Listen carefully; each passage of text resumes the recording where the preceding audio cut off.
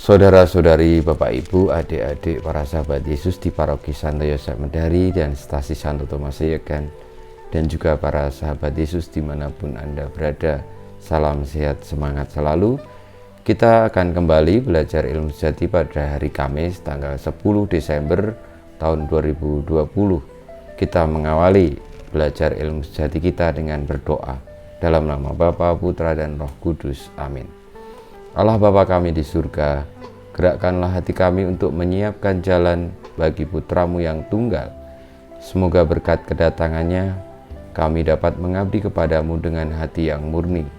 Sebab dialah Tuhan pengantara kami, yang bersama dengan Dikau dalam persatuan Roh Kudus, hidup dan berkuasa Allah sepanjang segala masa. Amin. Saudara-saudariku yang terkasih, kita belajar ilmu sejati dari Injil Yesus Kristus menurut Matius bab 11 ayat 11 sampai dengan 15. Pada suatu hari Yesus berkata kepada orang banyak, "Aku berkata kepadamu, sesungguhnya di antara mereka yang dilahirkan oleh perempuan tidak pernah tampil seorang yang lebih besar daripada Yohanes Pembaptis.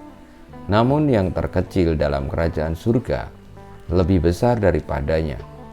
Sejak tampilnya Yohanes Pembaptis hingga sekarang, kerajaan surga dirongrong, dan orang yang merongrongnya mencoba menguasainya. Sebab semua kitab para nabi dan kitab Taurat bernubuat hingga tampilnya Yohanes. Dan jika kalian mau menerimanya, Yohanes itulah Elia yang akan datang itu. Barang siapa bertelinga, hendaklah ia mendengar."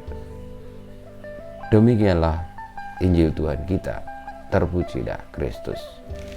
Saudara-saudariku yang terkasih, tidak mudah kiranya untuk memahami bacaan Injil yang menjadi dasar ilmu sejati kita tentang sabda Tuhan soal Yohanes Pembaptis, yang dikatakan bahwa tidak ada yang lebih besar yang dilahirkan oleh perempuan sebagaimana Yohanes Pembaptis. Artinya Yohanes Pembaptis itu yang paling besar.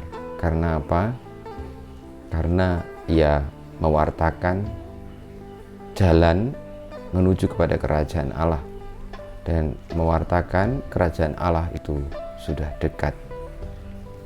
Yohanes adalah Elia yang disebut Tuhan Yesus karena ia dengan gigih membawa manusia kepada kebenaran sejati, yakni Tuhan Yesus. Dan kebenaran sejati yang diberikan Allah itu hadir tampak bukan dalam kata-kata, dalam firman saja, tetapi di dalam diri manusia dengan segala dinamikanya, yakni di dalam Kristus. Saudara-saudariku, kiranya marilah kita dengan tekun mengikuti sang kebenaran itu. Sebagaimana Santo Yohanes Pembaptis juga, yang sebenarnya dia itu sederhana, yang ada di padang gurun, tetapi dia itu adalah nabi besar. Kita juga demikian dalam hidup ini. Kita bukan siapa-siapa, kita ini tidak ada punya gelar apapun dalam arti tertentu di tengah-tengah dunia ini, di tengah-tengah negara kita. Tetapi ketika kita setia kepada kebenaran, kita menuju kepada kebenaran, maka Tuhan Yesus tadi mengatakan yang terkecil dalam kerajaan surga lebih besar daripadanya. Karena yang dihitung itu bukan soal besar kecil, itu berdasarkan titel atau gelar ataupun semacam predikat, tetapi sejauh mana ia setia dan terus-menerus menuju mengupayakan dan memperjuangkan kerajaan Allah.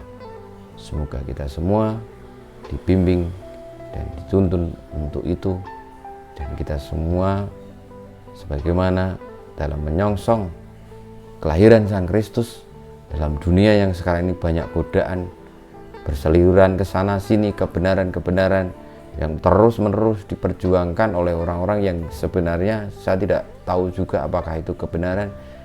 Sudahlah, mungkin kita perlu untuk hening sejenak, masuk ke dalam diri, mencoba mencecap kebenaran sejati, yakni yang hadir di dalam apa yang diperjuangkan, dialami diwartakan oleh Tuhan Yesus dari dulu sampai sekarang.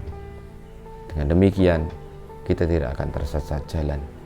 Jangan pernah lalu tergoda oleh bujukan-bujukan, kebenaran-kebenaran palsu yang kalau kelihatan itu mereka seringkali memberikan efek atau dampak yang jelek bagi yang lain. Kalau kebenaran sejati tidak pernah merugikan siapapun.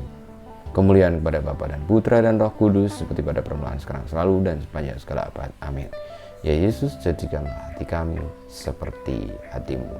Tuhan bersamamu dan bersama rohmu, kita semua, hidup kita, karya-karya kita, perjuangan kita untuk setia kepada kebenaran, sebagaimana Santo Yohanes Pembaptis senantiasa dibimbing, dilindungi, diberkati oleh Yang Maha Kuasa, Bapa, Putra, dan Roh Kudus. Amin.